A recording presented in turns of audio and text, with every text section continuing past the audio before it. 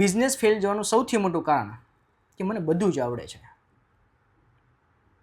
મોટાભાગના બિઝનેસમેનો મોટાભાગે એ જ મિસ્ટેક કરે છે. નાના મોટા દરેક કામ એ ખુદ કરે. બેંકથી લઈને અકાઉન્ટના, સેલ્સના, માર્કેટિંગના, ડિઝાઇનના, એડિટિંગના બધા જ કામ એ ખુદ કરે. તો તમે બધા જ કામ કરવા લાગશો તો ઇમ્પોર્ટન્ટ કામ ક્યારે કરશો તમારા બિઝનેસ માટે?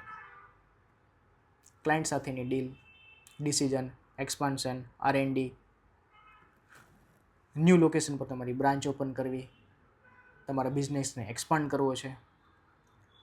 પણ ઘણી વખત તમે એવું પણ જોઈએ છે કે ક્લાયન્ટ 200-300 રૂપિયાનું એક ગ્રાફિક્સ બનાવવા માટે પણ એ ખુદ બેસે. 50 રૂપિયાનું કન્ટેન્ટ બનાવવા માટે ક્લાયન્ટ એના 8 કલાકનામાંથી 4 કલાક ખુદ એમાં પસાર કરી દે.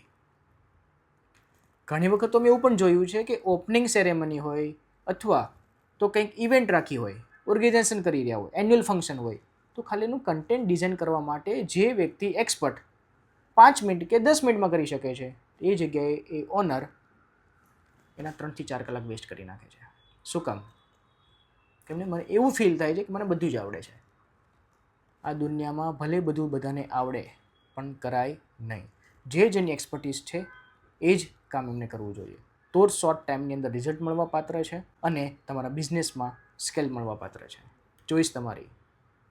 બધું બધાને આવડે એ મુજબ તમારે કામ કરવું છે કે એક્સપર્ટને હાયર કરીને એક્સપર્ટને કામ ડેલિગેટ કરી દેવું છે.